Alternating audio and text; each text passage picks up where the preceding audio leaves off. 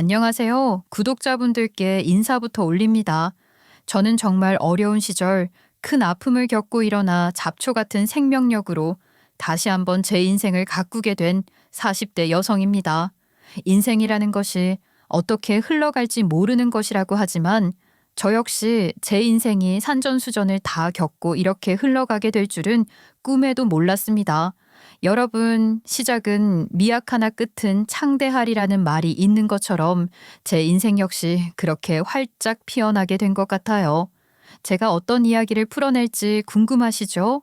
지금부터 영화같이 펼쳐질 제 인생 이야기를 시작해 보도록 할게요. 끝까지 재미있게 들어주세요. 저는 어릴 때부터 가난이라는 단어와 떼일 수 없는 삶을 살아왔어요. 충청도 외곽 논밭이 끝없이 펼쳐진 작은 시골 마을에서 태어나 줄곧 그곳을 제 고향이라 여기며 자라왔기 때문이죠. 집은 기와지붕 아래 오래된 한옥이었고 비만 오면 마당부터 침수가 되기 일쑤였어요.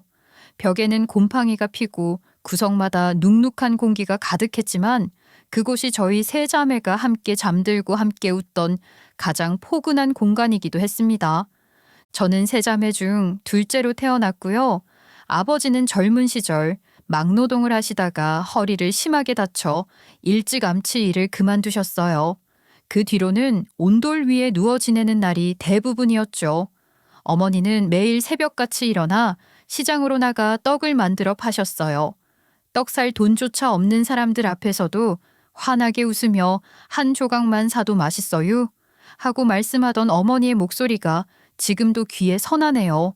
고등학교에 진학할 수 있었던 것도 모두 큰언니 덕분이었어요. 언니는 원래 대학에 가고 싶어 했거든요. 공부도 잘했고 담임 선생님도 장학금 이야기까지 꺼내셨을 정도였어요. 그런데 어느 날 언니가 조용히 제게 말했어요. 너는 꼭 대학 가. 나는 괜찮아. 작년은 집안부터 일으키는 사람이래. 언니가 나보다 훨씬 더 똑똑한데 대학을 포기하면 어떡해. 그 말이 아직도 가슴에 남아 있어요. 언니는 학업을 포기하고 동네 식당에 취직해서 제 학비를 대줬어요. 그 시절에는 고등학교에도 일종의 등록금처럼 운영자금이라는 걸 내야 했거든요. 그런 걸 내지 못해 학교를 못 가는 친구들도 있었고 아예 일찌감치 공장에 들어가거나 농업고등학교에 진학해 졸업 후 바로 취업하는 아이들도 많았어요.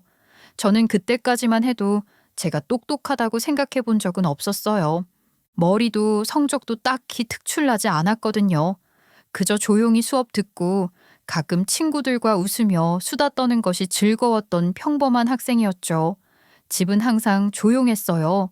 조용하지만 그 조용함 안에 어딘가 날선 기류가 흐르고 있었죠. 아버지는 겉으로 보기엔 엄격한 분이셨지만 사실은 자신이 집안에서 무능하다는 걸 스스로도 알고 계셨어요. 그런데 그걸 인정하느냐 받아들이느냐는 전혀 다른 문제더라고요.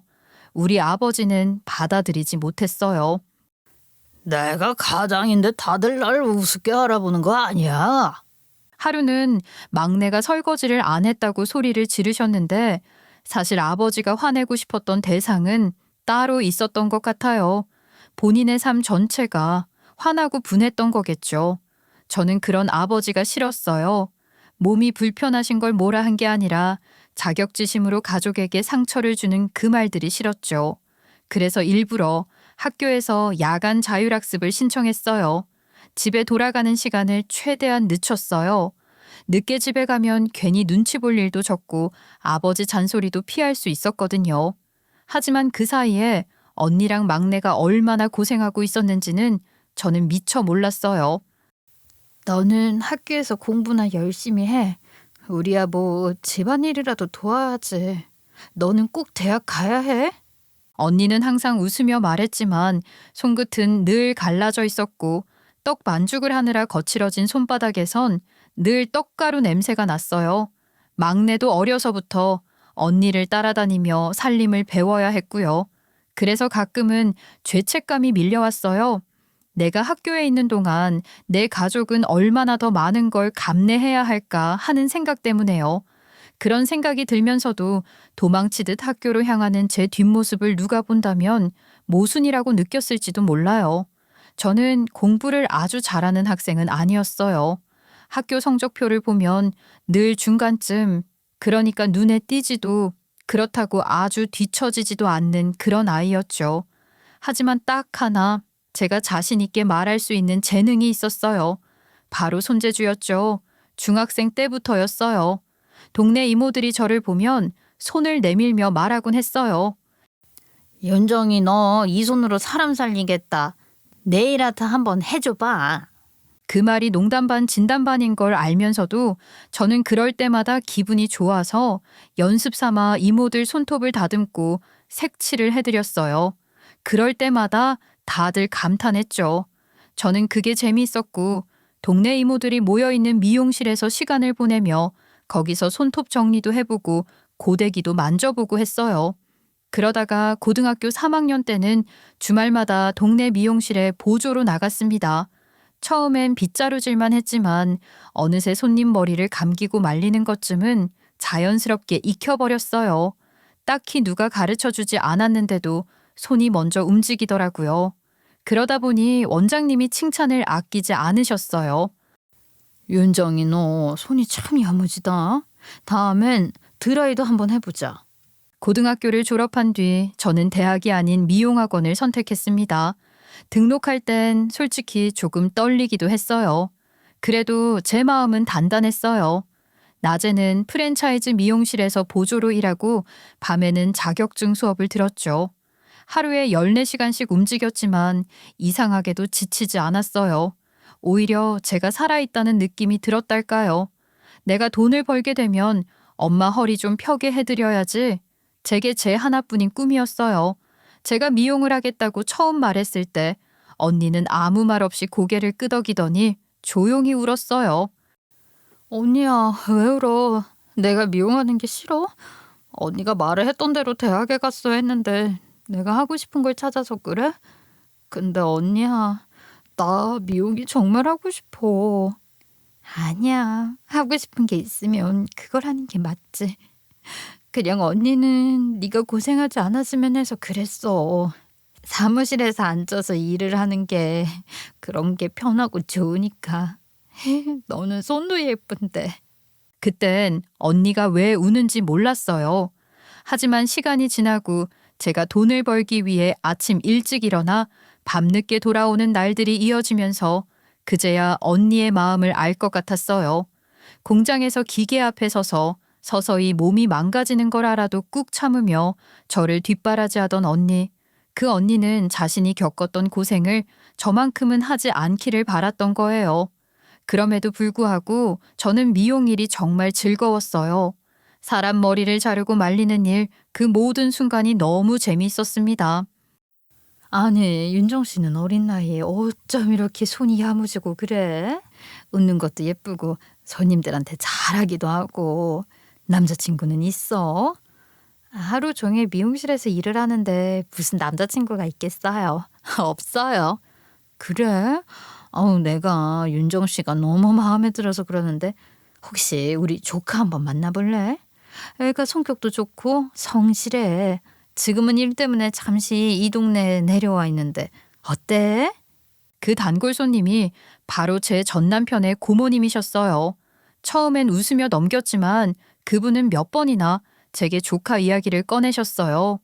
2년이면 멀어도 닿는 법이다. 서울에 있긴 하지만 충청도에 친척들이 다 살고 있어서 자주 내려온다 하면서 꼬시더라고요. 고모님의 적극적인 권유 덕분에 거절을 더 이상 하기도 뭐해서 결국 소개팅 자리에 나가게 됐죠. 그렇게 전 남편을 만나게 되었습니다. 그때 그는 서울에 있는 한 중소기업의 영업팀장으로 일하고 있었어요. 키도 크고 말도 잘하고 깔끔하게 정장을 입은 모습이 첫 인상부터 나쁘지 않았어요. 사실 소개팅이야 어디 한 번으로 끝나겠지 싶었어요. 사는 곳도 멀고 애초에 장거리 연애는 부담스러웠거든요. 그런데 뜻밖에도 그는 서울로 돌아간 이후에도 꾸준히 연락을 해왔어요. 잘 들어갔어요? 오늘도 바빴죠. 손 아프지 않게 핸드크림 잘 바르고 보습도 해줘요. 윤정 씨는 손이 예쁘던데. 짧은 문자 하나에 괜히 웃음이 나고 피곤한 하루가 위로받는 느낌이 들었어요. 그렇게 조금씩 저도 마음을 열게 되었죠. 그렇게 시작된 인연이 이후 제 인생의 또 다른 방향을 열어주게 될 줄은 그땐 전혀 몰랐습니다. 전 남편은 다정하고 자상한 사람이었어요. 말이 잘 통하는 사람을 만나는 일이 얼마나 어려운 일인지를 이미 알고 있었기 때문에 저는 어느 순간 그 사람에게 푹 빠져버렸어요. 그와 주고받는 메시지, 통화, 주말마다의 만남이 하나하나 소중하게 느껴졌고요. 우리는 서울과 충청도를 오가며 연애를 했어요. 주말이면 버스를 타고 몇 시간을 달려 서로의 품에 안겼죠. 날이 추운 날엔 손을 꼭 잡고 버스 정류장에서 떨다가도 서로의 얼굴만 보면 웃음이 절로 나왔어요. 이렇게까지 주말마다 완복하는 거 힘들지 않아요? 내가 일이 늦게 끝나서 매번 미안하네. 힘든데 윤정 씨 얼굴 보면 또 다 괜찮아져요. 아쉬운 사람이 와야지 어떻게 하겠어요. 그 사람의 눈빛에는 늘 진심이 담겨 있었어요. 그래서였을까요? 우리는 비교적 빠르게 결혼을 약속하게 되었어요. 하지만 결혼 이야기가 본격적으로 오가기 시작했을 때 사실 저는 전 남편보다 전 시어머니가 더 두려운 존재처럼 느껴졌어요. 처음 인사를 드리러 서울 본가에 갔을 때 전 시어머니는 저를 위아래로 훑어보시더니 말없이 고개를 끄덕이셨어요. 차가운 공기 속에서 어색한 시간이 흘렀고 그러다 불쑥 물으셨어요. 우리 시누이한테 고졸이라고 들었는데 네 부모는 뭐 하시는 분들이니? 어머니는 시장에서 떡 장사를 하시고요. 아버지는 지금은 일을 안 하세요. 사람은 좋다고 칭찬을 그렇게 하더니만 가진 게 없어서 그랬구나. 아니 우리 시누이는 나를 싫어하는 거야. 뭐야. 소개를 해줘도 이런 애를 해줘 진짜. 그 짧은 한마디가 제 어깨를 한없이 무겁게 만들었어요. 그날따라 아버지가 그렇게 아픈 허리로 아무 일도 하지 못하고 누워 계신 아버지가 왜 그렇게 부끄럽게 느껴졌는지 모르겠어요. 저는 전 시어머니께 어떤 기대도 품지 않았어요. 다만 그분의 냉담한 반응을 보며 결혼이라는 것이 두 사람만의 일이 아니라는 걸 다시금 실감했죠. 하지만 전 남편은 저를 다잡아 주었고 저는 그 말에 다시 힘을 낼 수 있었어요. 저희 집에서는 사위를 떠받들어 주었어요. 이 결혼이 딸에게는 더 없는 기회라고 생각했는지도 몰라요. 언니는 본인이 공장에서 몇 년을 일하며 모아온 돈을 아무 말 없이 제 손에 쥐어주었고 저는 그 돈을 보며 아무 말도 할 수가 없었어요. 결혼식 당일 허리가 좋지 않으신 아버지를 부축해 예식장 복도를 걸었어요. 저보다 먼저 예식장에 와서 분주하게 손님을 챙기고 있던 언니를 봤을 때 저는 그 자리에서 눈물이 왈칵 쏟아지고 말았습니다. 언니는 제게 엄마였고 아빠였고 늘 든든한 버팀목이잖아요. 그런 언니가 평생 모은 돈을 털어 제 결혼을 만들어줬다는 사실이 너무 미안했고 동시에 너무 고마웠어요. 그래서 저는 다짐했어요. 꼭 행복하게 살겠다고, 누구보다 따뜻한 가정을 만들겠다고요. 하지만 그게 말처럼 쉬운 일이 아니었어요. 결혼은 단순히 사랑만으로는 버티기 어려운 너무도 복잡하고 현실적인 문제들이 얽혀 있었죠. 저에게 주어진 현실은 생각보다 훨씬 가혹했고 저는 그 속에서 조금씩 아주 조금씩 무너져가기 시작했어요. 전 남편은 결혼 당시 저와 크게 다르지 않게 모아둔 돈이 많지 않았어요. 양가 모두 여유롭지 않았기에 우리는 서울 외곽에 위치한 전시댁에서 시어머니, 시아버지와 함께 합가를 하며 신혼 생활을 시작했죠. 결혼 전에는 몰랐어요. 아니, 알고 싶지 않았던 걸지도 모르겠어요. 하지만 함께 살게 되자마자 전 시어머니의 말 한마디 한마디가 가슴에 깊이 박히기 시작했어요. 에휴, 사람이 결혼을 잘해야 하는데 너무 기운 집이랑 결혼을 해도 안 되는 법인데 말이야. 얘 너는 땡 잡은 거다. 우리 진우 발목 잡을 생각하지 말고 내조나 잘해. 알았어? 제가 이 발목을 뭐하러 잡겠어요. 잘할게요, 어머님. 있는 집 자식이랑 결혼을 시켰으면 아유 이런 걱정을 할 필요도 없었을 텐데. 아유. 이런 말이 하루도 빠지지 않고 들려왔어요. 그 시절 제 하루는 새벽 6시에 시작됐습니다. 알람이 울리기도 전에 눈이 떠졌고 조용히 부엌으로 나와 전 남편의 도시락을 싸고 시부모님 상을 차렸어요. 따뜻한 국, 반찬 3가지, 밥까지 차려놓고 식사를 마칠 때쯤이면 재빨리 식기를 정리했죠. 얘 국이 짜다. 너는 이걸 먹고도 속이 멀쩡하니? 아유, 가나나 제대로 못 맞추는 며느리라니 이거 어쩌면 좋아 정말. 전 시어머니의 평가는 언제나 날카로웠어요. 칭찬을 받는 날보다 지적을 받는 날이 더 많았지만 그래도 속으로만 삼켰어요. 장을 보고 하루 3번 식사 준비에 설거지까지. 하루의 끝자락에 겨우 저 혼자만의 시간이 찾아오는 건 밤 10시가 다 된 후였죠. 그때쯤이면 손가락은 붓고 다리는 퉁퉁 부어 있었어요. 그 모든 걸 보면서도 전 남편은 별 다른 반응이 없었어요. 당연히 네가 할 일 아니야. 엄마가 나 키우면서도 다 하셨는데. 그 말을 들었을 때 저는 가슴이 철렁 내려앉는 기분이었어요. 전 남편이 저를 그렇게까지 무심하게 대할 줄은 몰랐거든요. 제 모든 노력과 애씀은 그냥 해야 하는 일로 여겨졌던 거예요. 그만큼 외로웠는데 저는 어디에 털어놓을 수도 없었어요. 전 시어머니의 통제 때문이었지요. 친정에는 자주 연락하지 말어라. 얻어먹을 것도 없는데 척만 붙으면 뭐해. 이젠 시댁 사람이잖니. 남편 기죽이지 말고 그쪽 집안은 이제 발 빼. 저는 그 말을 들으며 눈을 깔았어요. 대꾸하지 않았고 조용히 고개를 끄덕였죠. 그게 제가 할 수 있는 최선이었어요. 하지만 언니에게는 그럴 수 없었어요. 언니는 제 삶의 유일한 숨구멍이자 기댈 수 있는 사람이었어요. 연락을 자주 하고 싶었어요. 그냥 목소리만 들어도 마음이 편안해지는 그런 사람이잖아요. 하지만 전 시어머니의 눈치를 보느라 전화를 걸까 말까 몇 번을 망설였고 결국 아무 말 없이 휴대폰을 내려놓은 적도 많았죠. 저는 속이 상할 때마다 화장실에 들어가 문을 잠그고 울었어요. 물을 틀고 수건으로 입을 틀어막은 채 소리 없이 울었던 날이 한두 번이 아니에요. 누구에게도 들키고 싶지 않았거든요. 잘 할 수 있다고, 잘 버틸 수 있다고 스스로에게 그렇게 다짐하면서 또 하루를 버텼어요. 하지만 사람의 참음에는 한계가 있는 법이더라고요. 그 끝은 전 남편이 회사를 그만두면서 시작됐어요. 회사를 그만뒀다니? 아니, 여보, 진우 씨, 그게 무슨 소리야 갑자기? 아, 몰라. 나 사업할래. 회사 다니고 싶지 않아. 뭐뭐하다는 생각이 들진 몰라도 투자부터 시작해보려고. 이참에 크게 벌어보자고. 당신도 고생만 했잖아. 이제 좀 펴보자고. 남편은 그렇게 말하면서 무모한 투자에 손을 대기 시작했어요. 처음에는 반대할 틈조차 주지 않았고 이미 계약을 마치고 대출을 받아 시작해버린 뒤였어요. 시작부터 준비도 없었고 현실성도 없었어요. 점점 줄어드는 통장 잔고 카드값 대출이자 쌓여가는 빚. 그때부터였어요.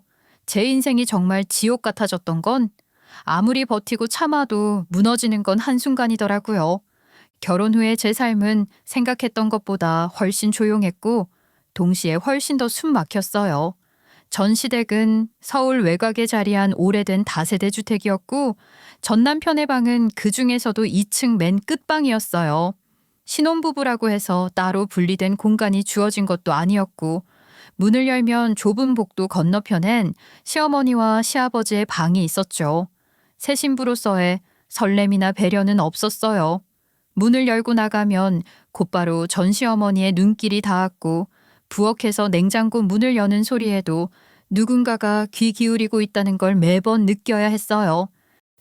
윤정아, 그 배추김치는 우리 집 식성대로 양념해라. 그렇게 달게 하면 안 된다. 그런 기분도 모르니? 밥은 물을 한 컵 더 넣어야 해. 이 밥솥은 오래돼서 불 조절 잘해야 한다. 사소한 것도 하나하나 간섭하셨고 처음에는 조심스럽게 고개를 끄덕이며 들었어요.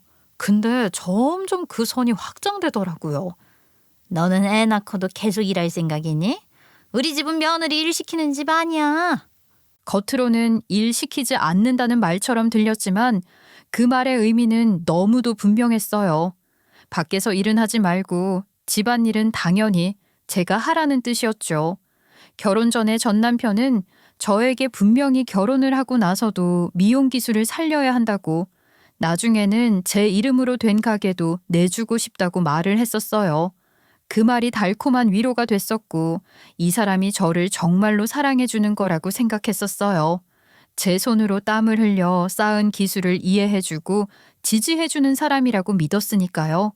제가 일을 하는 것에 대한 보람을 느끼고 있는 것도 이해해준다고 생각을 했었죠. 그런데 결혼과 동시에 그 말은 흔적도 없이 사라졌어요. 제가 그 이야기를 꺼내자 전 남편은 어깨를 으쓱이며 말했죠. 우리 엄마는 며느리는 집안 살림에 집중해야 한다고 생각해. 지금은 그래서 애 낳는 게 먼저야. 그럼 전에 내 가게를 내준다던 말은 뭐였어? 아, 그것 좀 그만 좀 해라. 나중에 여유 생기면. 지금은 그럴 형편이 아니잖아. 그렇게 간단하게 말을 바꾸는 사람을 처음 봤어요. 전 남편은 말수가 적은 편이었지만 그게 배려나 묵묵함 때문이 아니란 걸 저는 곧 알게 됐어요. 말이 없다는 건 무심함과 무책임의 다른 이름이기도 하다는 걸요. 지금은 형편이 안 된다던 사람은 정작 매달 카드값으로 200만 원이 넘는 돈을 쓰기 시작했어요. 저한테는 생활비를 아껴야 한다며 용돈까지 깎아놓고선 친구들과 술자리는 매주 빠짐없이 챙기더라고요. 당신 이번 달에도 카드값 많이 나왔던데 어디 다녀온 거야? 지금 우리 생활비가 부족하다는 걸 알면서도 돈을 그렇게 쓰면 어떡해? 내가 뭐 허튼 데 쓰는 줄 알아? 투자하잖아, 투자. 비즈니스 미팅이었어. 요즘 일 많다고. 저는 믿으려고 했어요. 사업 때문에 바쁜 줄로만 알았죠. 그런데 어느 날 우연히 전 남편 휴대폰 메시지를 보게 됐어요. 호기심이나 의심 때문이 아니라 전 남편이 제 폰으로 통화를 하고 있어서 잠시 봤던 거였어요. 그런데 그 안엔 분명히 룸살롱 이름이 있었고 접대 준비 끝났습니다. 라는 문자가 눈에 들어왔어요. 여보, 이거 무슨 문자야? 지난번에 저녁 미팅 갔다던 날 혹시 룸사롱 갔어? 그러자 전 남편은 한순간에 정색을 하더니 갑자기 소리를 질렀어요. 아이씨, 왜 남의 휴대폰을 뒤지고 난리야? 야, 내가 밖에서 어떻게 돈 벌어오는 줄 알아? 그런 거 못 참고 내 마누라로 살 수 있겠냐? 당신은 내가 집에서 놀고 있다고 생각하는 거야, 그럼? 전 남편은 성질을 확 부리고는 본인 휴대폰을 챙겨 방으로 들어가 버리더라고요. 억울하고 서러웠지만 어디에도 하소연할 곳이 없었어요. 언니한테 말하고 싶어도 걱정만 끼칠까봐 입을 다물었어요. 전 시어머니는 제가 전 남편 기 죽인다고 핀잔만 줄 게 뻔했고요. 결혼이란 게 서로의 삶을 존중하며 만들어가는 것이라고 믿었는데 이 집에서의 삶은 철저히 적응이 아니라 복종이었어요. 전 시어머니는 어느 날 저를 부엌 한켠으로 몰래 부르셨어요. 표정은 딱딱하게 굳어 있었고 눈빛은 날이 서 있었죠. 그리고는 마치 점수를 매기듯 제게 말을 꺼내셨습니다. 너 우리 아들이 밖에서 얼마나 고생하는지 알아? 그걸 생각하면 내가 다 안쓰러워가지고 눈물이 나. 근데 너는 뭐가 그렇게 바빠서 김장도 늦게 하고 반찬은 또 왜 시판 반찬을 사서 올려놓니? 며느리면은 며느리답게 좀 해라. 아유, 어차피 네 친정에서 배운 게 없으니까 이런 것도 모르는 거겠지? 그 말에 저는 아무 말도 할 수 없었어요. 딱히 반박할 자신도 없었고 말해봤자 또다시 되돌아올 건 비아냥과 무시라는 걸 잘 알고 있었으니까요. 배운 게 없어서라는 말이 어쩌면 그렇게 모욕적으로 들리던지요. 숨이 턱 막히는 기분이 들었어요. 나는 그동안 가만히 참아왔는데 왜 점점 더 나를 없는 사람 취급하는 걸까? 그날 밤 저는 오랜만에 서랍장을 열었어요. 깊숙이 숨겨두었던 미용 가위를 조심스럽게 꺼냈습니다. 손에 쥐자마자 손끝이 떨리더라고요. 이건 제 꿈이자 제 유일한 희망이었거든요. 내가 참고 사는 게 맞을까? 아니면 다시 시작해야 할까? 수없이 자문했지만 어느 쪽이든 쉬운 길은 아니었어요. 지금 이 상황에서 모든 걸 버리고 다시 시작할 용기가 없었어요. 그 다음 날도 여느 날과 다르지 않았어요. 새벽부터 일어나 전 남편의 도시락을 싸고 시부모님의 아침상을 차렸어요.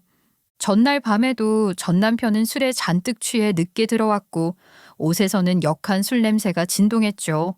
화장실에서 몰래 세탁기를 돌리며 옷에 밴 냄새를 지우려 애쓰는 동안 저는 전 남편이 여전히 카드값으로 200만 원 넘게 쓰고 있다는 사실을 떠올렸습니다.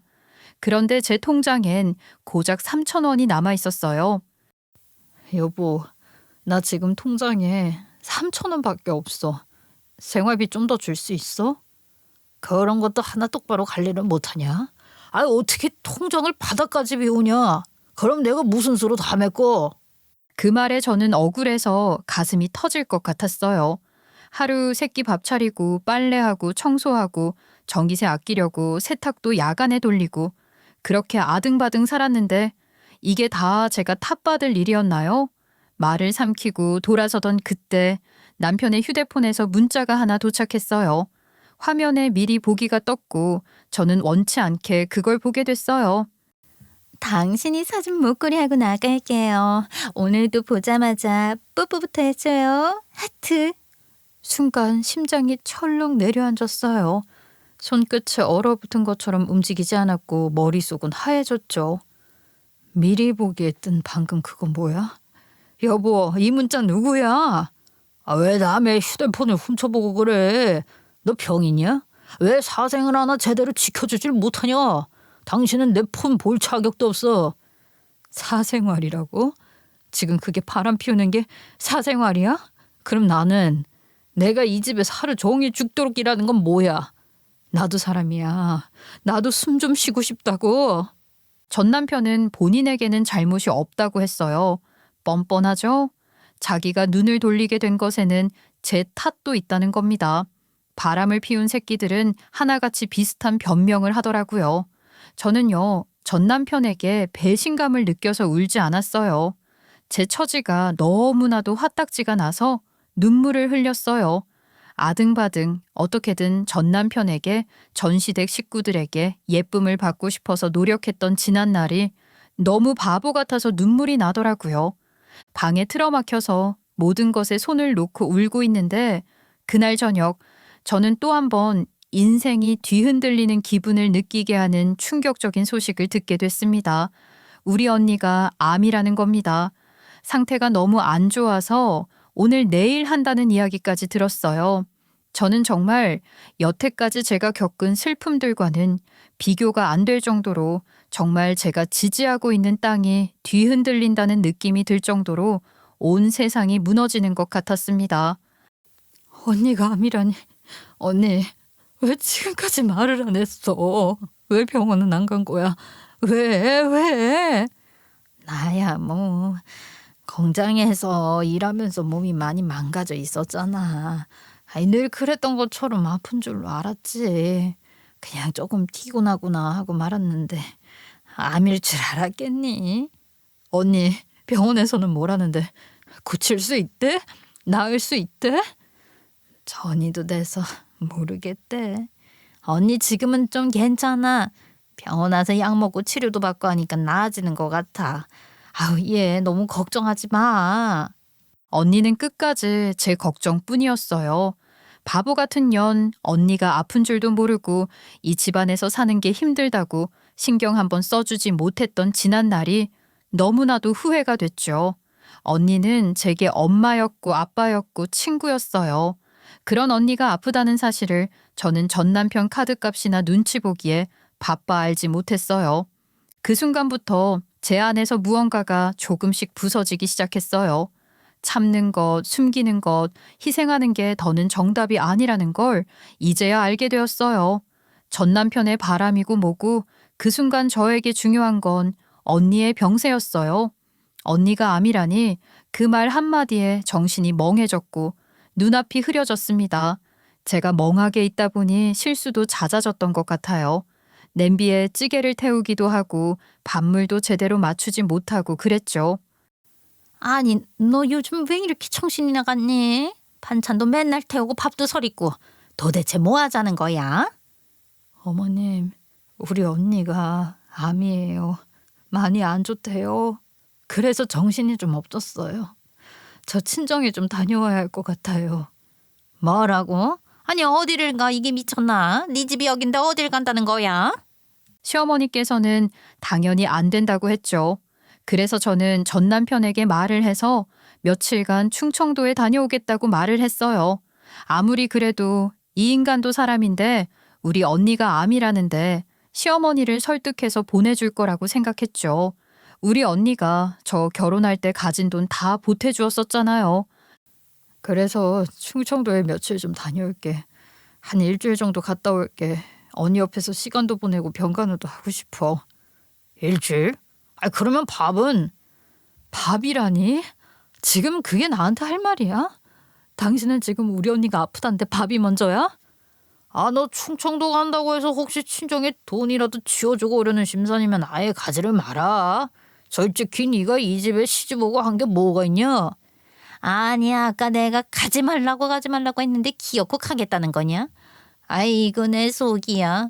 어찌 저런 걸 며느리라고 들여서는 그 가난한 집 딸 우리가 어떻게든 잘 굴려 먹어보자고 시집 오라 했더니 할 줄 아는 것도 없고 이거 완전히 골칫덩이네.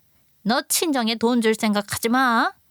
다른 사람도 아니고 제 가족이에요. 제 가족이라고요. 어머님 가족이었어도 이럴 거예요?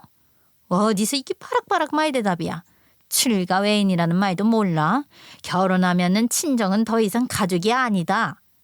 됐어. 나도 매번 집에 와서 이런 피곤한 개싸움하는 거 싫다. 그러고만 아예 짐 싸서 친정으로 가. 그래, 3년을 살았는데도 애 하나 못 낳은 거 보니까 이 집에서 너 쫓아내라는 뜻이었나 보다. 아유, 짐 싸서 나가. 그 말뜻 뭐야? 지금 뭐 이혼하자는 거야? 나보고 영영 친정으로 가라고 짐을 싸서? 그 순간 남편은 제 눈을 똑바로 보며 말했어요. 그래, 솔직히 너도 내가 바람 피우는 거 다 알고 있었잖아. 그 여자 서울대 나왔어. 너랑은 다르게 아주 똑똑하다고. 나한테 사업 아이템도 하나씩 던져주고 나한테 훨씬 도움이 되는 여자야. 네가 내 인생에 줄 수 있는 게 뭐가 있는데? 그 말엔 저는 숨이 멎는 줄 알았어요. 진짜 이렇게까지 사람을 버리듯 말할 수 있는 건가 싶었죠. 정말 허무하게 그렇게 쫓겨났어요. 남편은 재산도 없었고 바람을 피우긴 했지만 제가 증거를 제대로 수집하지 못했기 때문에 위자료도 제대로 받지 못했어요. 친정으로 돌아갈 수도 없었어요. 그런 모양으로 돌아가면 가족들 앞에 얼굴을 들 수 없을 것 같았고 아무도 환영해주지 않을 거라는 두려움이 컸어요. 그래서 결국 위자료랍시고 간신히 받은 돈 1,000만 원을 들고 서울 강북의 미아 삼거리 근처 반지하 원룸을 구했어요. 벽지는 누렇게 변해 있었고 습한 냄새가 가득했지만 그래도 혼자 숨 쉴 수 있는 공간이었어요. 매트리스 하나 깔면 걸을 공간도 거의 없는 비좁은 방이었지만 오히려 그게 다행처럼 느껴졌어요. 너무 넓으면 허전할 것 같았거든요. 낮에는 근처 작은 동네 미용실에서 보조로 일했어요.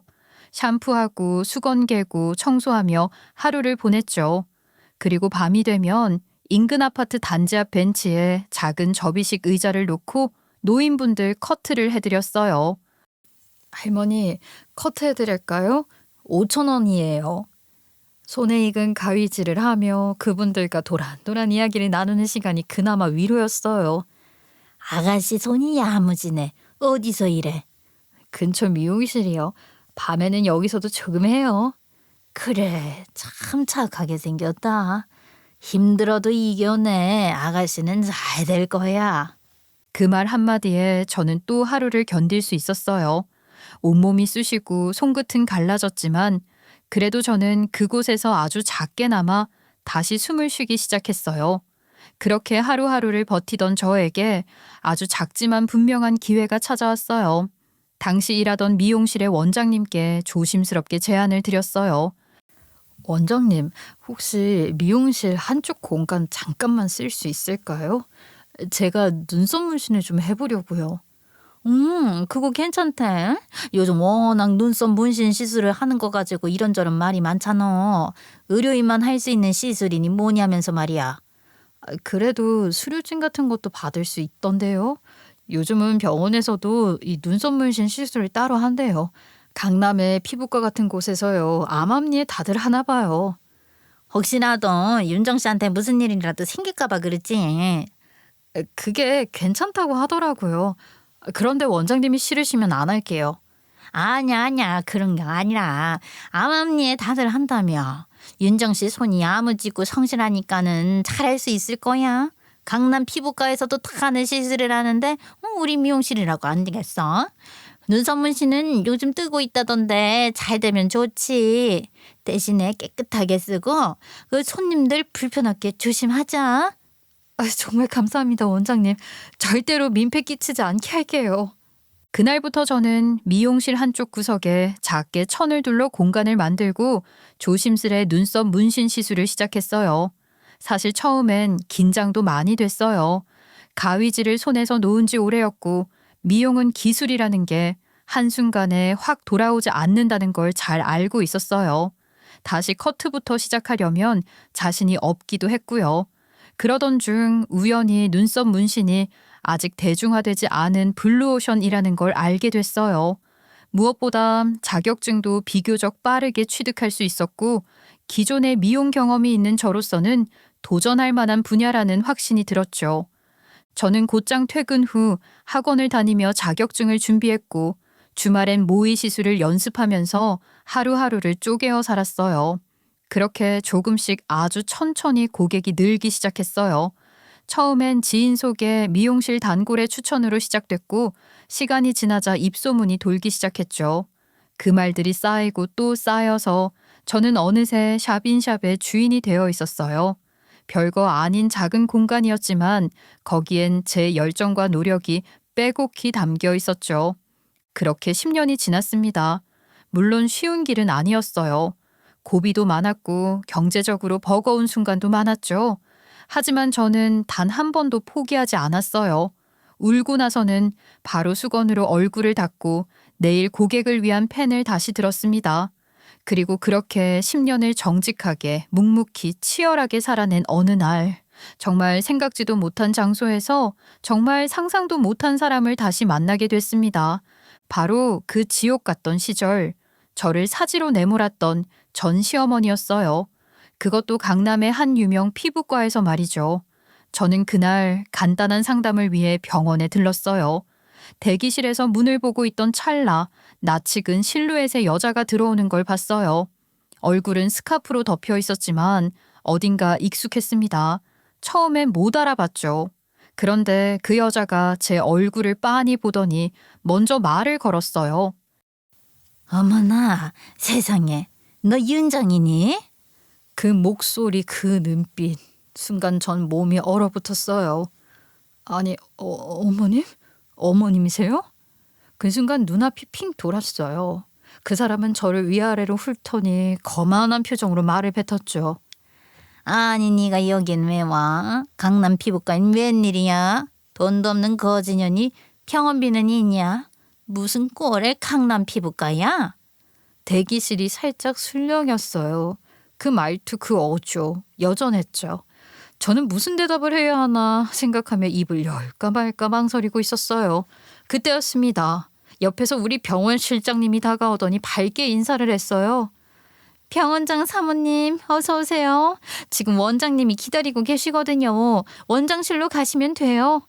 그 한마디에 전 시어머니의 얼굴이 굳어졌어요. 사모님? 아니 이게 무슨 뚱딴지 같은 소리야. 네가 지금 이 병원 원장 사모라고? 그 사람이 저를 보며 믿을 수 없다는 듯한 눈으로 말을 더듬었죠. 저는 그제야 작게 웃으며 아주 작게 콧방귀를 뀌었어요. 예, 뭐 그렇게 됐어요. 저 이 병원 원장님의 아내예요. 여기는 제가 관리를 받는 곳이기도 하고 운영을 함께하는 곳이기도 하고요.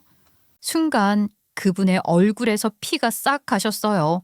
손에 들고 있던 가방 끈이 덜덜 떨리는 게 보였죠.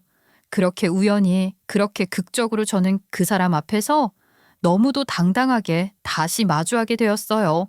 그리고 그 순간만큼은 지난 10년의 눈물과 고통, 좌절과 인내가 결코 헛되지 않았다는 걸 저는 온몸으로 느꼈습니다.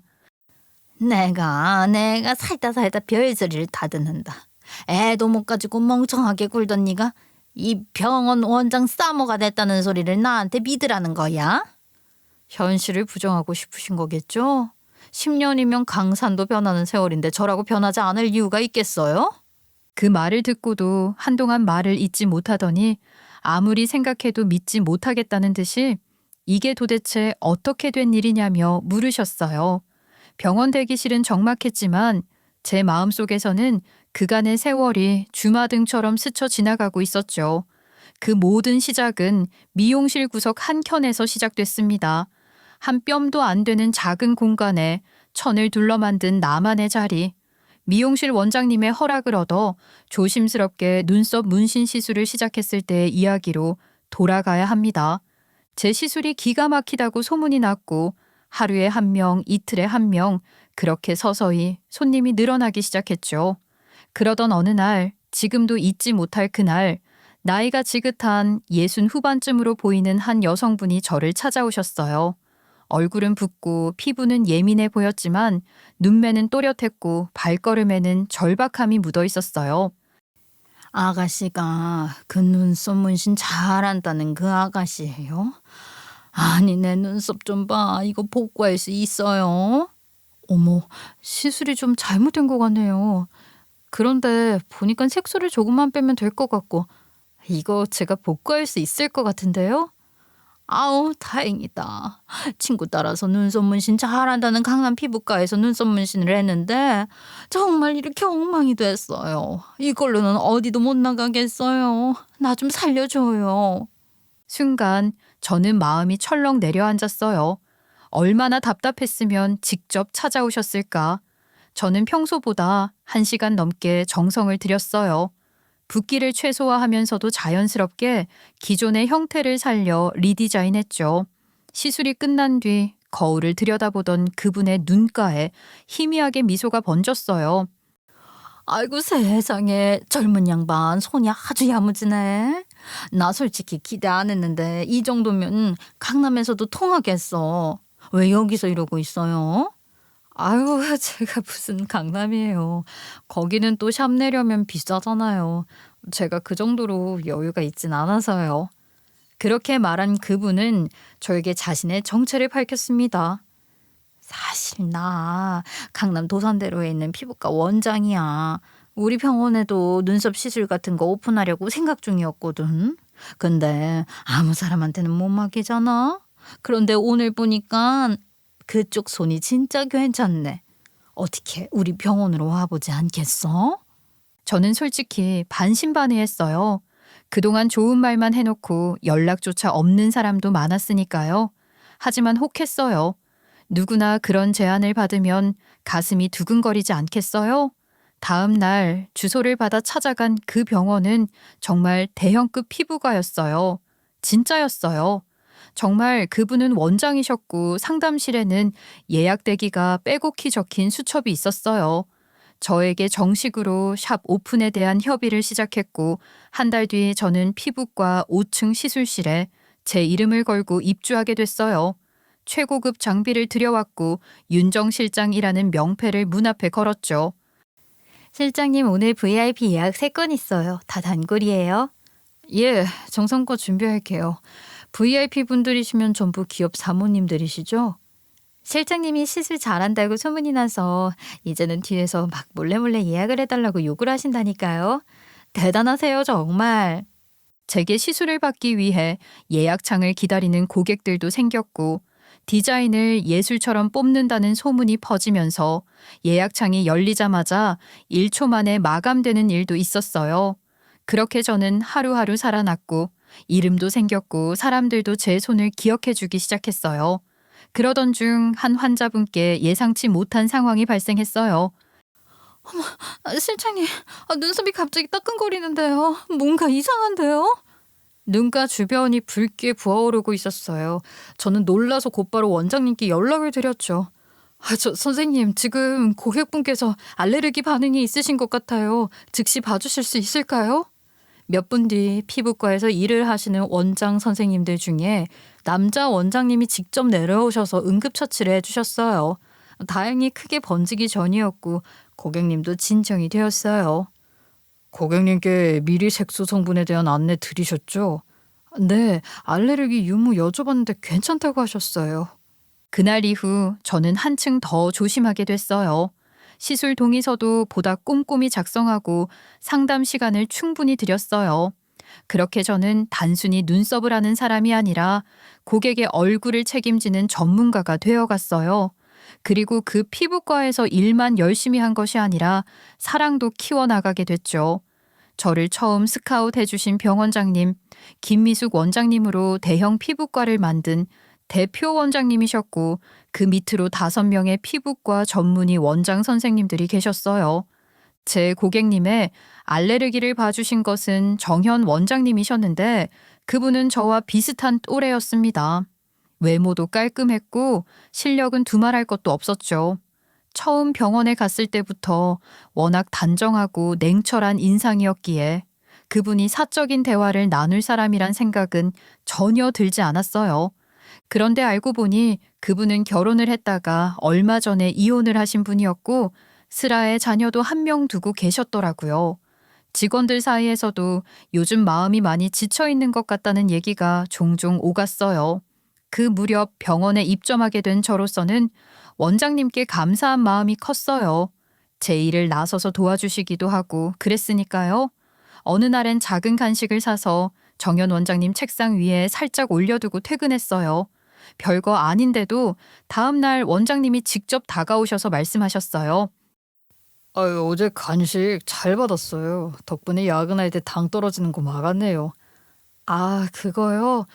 별거 아니에요. 지난번에 도와주신 일 때문에 제가 감사해서 드린 거예요. 그렇게 어색한 듯 시작된 대화가 점점 조금씩 길어졌어요. 그러다 어느 날 점심시간에 식사 제안을 하셨죠. 오늘 점심 같이 드실래요? 고개를 끄덕이고 식당에 마주 앉은 우리는 처음에는 병원 얘기, 시술 얘기를 나눴고 자연스럽게 각자의 삶에 대한 이야기도 하게 되었어요. 사실 이혼한 지 1년 좀 넘었어요. 아이는 전 저가 데리고 있지만 가끔 봐요. 잘 지내고 있다고 믿고 싶죠. 아, 그러셨구나. 사실 저도 이혼했어요. 벌써 오래전 일이긴 한데 마음에 남은 건 꽤 길더라고요. 그렇게 서로의 상처를 조금씩 꺼내놓으며 공감하고 위로하면서 우리는 가까워졌어요. 상처가 있다는 게 오히려 서로를 더 조심스럽고 따뜻하게 바라보게 만드는 매개가 되었달까요? 병원에 있는 사람들은 저희 2사람의 미묘한 기류를 눈치채고는 어떻게든 이어주려고 노력을 했어요. 일부러 회식 자리를 만들어 저희 2사람이 더 가까이 있을 수 있도록 배려를 했고 저에게 무슨 일이 생기면 바로 정현 원장님께 연락을 해주기도 하면서요. 어쩌면 저도 어느새 원장님을 신경 쓰고 있었고 그 사람의 조용한 배려에 기대고 있었는지도 몰라요. 이 사람의 외로움을 제가 어루만져 줄 수 있을지도 모르겠다는 마음이 들었어요. 그리고 원장님 역시 같은 마음이었던 것 같아요. 따로 말은 하지 않아도 매일 아침 저보다 먼저 준비해둔 커피 한 잔, 시술 후 챙겨주시는 따뜻한 생강차 한 모금에서 그 사람의 마음이 느껴졌어요. 우리는 어느 날 결혼식이라는 형식을 생략하고 조용히 살림을 합쳤어요. 혼인신고를 마치고 병원 직원들과 조촐한 파티를 열었죠. 다들 와주셔서 감사해요. 저희는 식 대신에 이렇게 함께 해주시는 걸로 좋게요. 저 정말 잘 살게요. 후회 없이요. 실장님 정말 축하드려요. 이제 진짜 피부과 식구네요. 내가 진짜 귀인이지? 눈썹 문신으로도 이름 날리게 해주고 새로운 짝꿍도 만나게 해주고. 대표 원장님 정말 감사합니다. 귀인이기만 하겠어요. 제 인생에서 빼놓을 수 없는 분이시죠. 그날 병원 안은 웃음과 박수로 가득했고 저는 그동안 쌓였던 외로움이 조금씩 녹아내리는 걸 느꼈어요. 그렇게 우리는 서로를 위한 존재가 되어갔어요. 저는 눈썹 시술을 총괄하는 실장으로서 자리 잡았고 남편은 피부과 원장으로서 함께 병원을 키워나갔어요. 특히 남편의 아이 전 부인 사이에서 있었던 아이를 처음 만났을 땐 긴장도 했지만 그 아이는 저를 보자마자 나 또 안 가리고 이렇게 말을 하더라고요. 세아 엄마, 나 오늘 그림 그렸어. 보여줄까? 찰싹 달라붙은 그 아이의 손길에 제 마음도 함께 녹아내렸어요. 이래서 아이를 키우는구나 싶은 생각이 들더라니까요. 그 애의 그림 한 장, 작은 편지 하나에 저는 매일 울컥했어요. 일상이란 게 이렇게 스며드는 거구나 싶었고, 가족이라는 건 꼭 피로 엮인 관계가 아니어도 되는구나. 그런 생각이 들었습니다. 그렇게 행복한 시간을 보내며 얼굴에 살이 붓기도 했고, 하루하루를 감사한 마음으로 살고 있었는데, 강남의 많고 많은 피부과에서 전 시어머니를 딱 만나게 될 줄 누가 알았겠습니까? 그래, 대단하긴 대단하네. 너 대체 무슨 수로 여기까지 올라왔니? 이런 능력이 있었으면 우리 아들이랑 살 때 그 파리를 좀 하지 그랬니? 그렇게 하고 싶다고 말을 해도 여자는 집에서 집안일만 해야 한다고 막으신 게 누군데 그러세요? 그 어떤 말보다 솔직했고 진심이었어요. 서로 노려보는 것도 아니고 그렇다고 사연이 있는 얼굴을 한 것도 아니었지만 좋지 않은 사이라는 것은 알 수 있었죠. 다른 곳도 아니고 병원 대기실에서 그러고 있었으니까 다들 눈치를 보고 있었습니다. 그 순간 피부과 실장님이 다가와 차트를 제게 조용히 건네주셨어요. 사모님, 이분 오늘 오후 1시 봉사시술 환자예요. 의사 선생님이 첫 레이저 시술 맡기셨거든요. 차트를 받아들고 내용을 보자 저는 순간 손이 멈췄어요. 전 시어머니가 봉사 시술 대상자였던 거예요.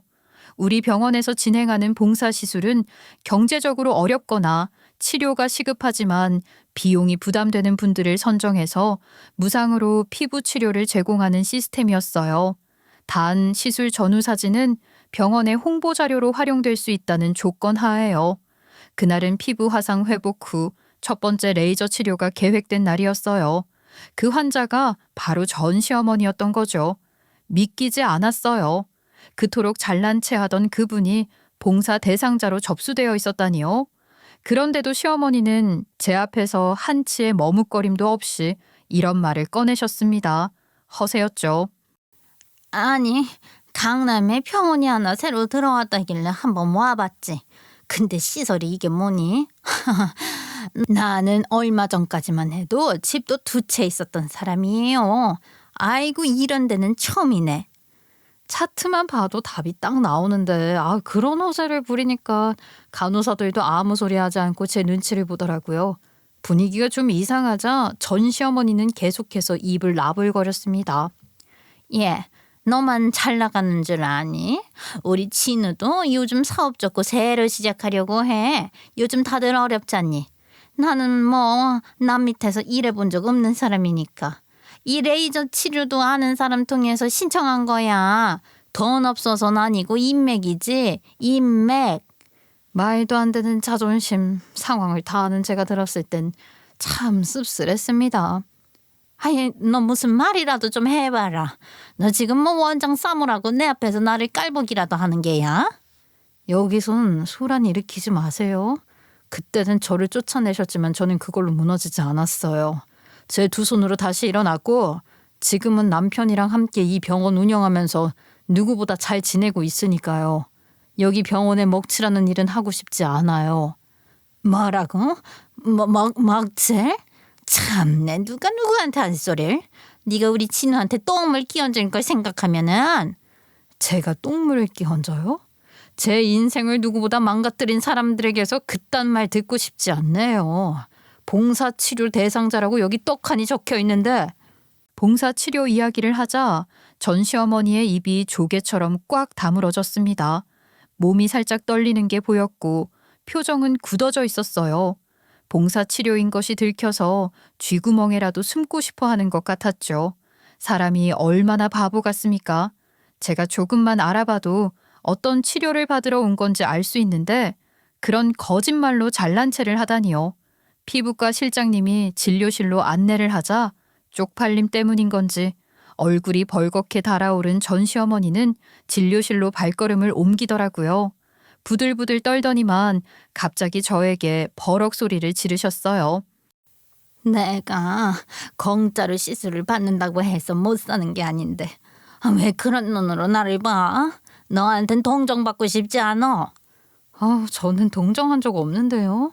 저희 병원 사회봉헌 프로그램 신청자로 오셨다고 제가 뭐 가난하다고 비웃기라도 했나요? 어머님은 저를 가난한 집에서 자란 가진 거 하나 없는 거렁뱅이라고 멸시하셨지만 저는 그런 적 없어요. 얘가 정말 어디까지 나를 무너뜨리려고. 저는 아직 시작도 안 했어요. 정작 저를 무너뜨린 건 어머님이시고요. 그래서 뭐 지난날의 복수라도 하고 싶다는 거야? 너 그런 거야? 나 요즘 힘들어. 죽지 못해 살고 있다고. 처음 보는 모습이었어요. 전 시어머니가 제 앞에서 무너지는 모습을 보여주셨으니까요. 울먹이며 꺼낸 이야기는 충격적이었습니다. 전 남편, 그러니까 그 집 아들이 바람이 났던 그 여자와 결국 살림을 합치려고 했다고 하더라고요. 처음엔 그 여자 말에 홀려서 이것저것 해주다가 나중엔 사업을 같이 하자며 부추겼고 집을 담보로 대출까지 받았다고 했어요. 아이 내가 말렸지. 집까지 담보대출 받아서 투자하는 건 아니지 않냐고. 근데 진우가 뭐라 했는지 아니? 이 여자는 똑똑하다고. 나랑 다르게 뭘 알아서 움직이는 여자라고. 내 말은 들으려고도 안 하더라. 그러더니 그 여자가 결국 사업자금 명목으로 재산을 야금야금 빼가고 어느 날은 통장까지 털어서 도망을 갔다고 했어요. 사기였던 거죠.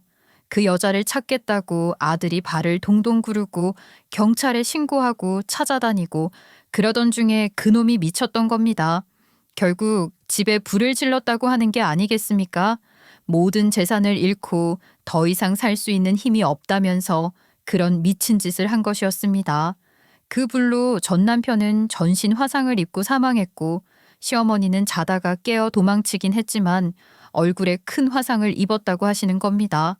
저는 너무 놀라서 아무런 말도 하지 못했습니다.